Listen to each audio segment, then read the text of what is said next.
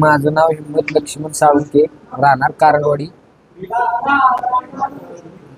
काय प्रकार होता हा, कधी घडला, कशामध्ये? सकाळी 6:30च्या दरम्यान घडला.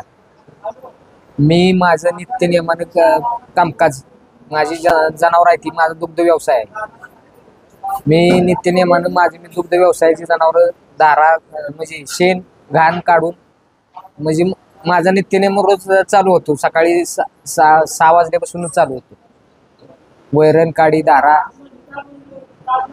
ते करत असताना, दारा काढत असताना हे शेण टाकायला गेलो तेव्हा तिथं त्यानं आमचे चुलत चुलते पांडुरंग सिद्धू साळुंके यांनी डायरेक्ट मला मग येऊन मारहाण केली. मारहाण म्हणजे धारदार शस्त्रानं वार केलाय. किती टक्के पडली? 5-6 टक्के आहेत. आणि याच्या अगोदर तुमच्या थोडक्यात काही भांडण वगैरे काय वाद वगैरे?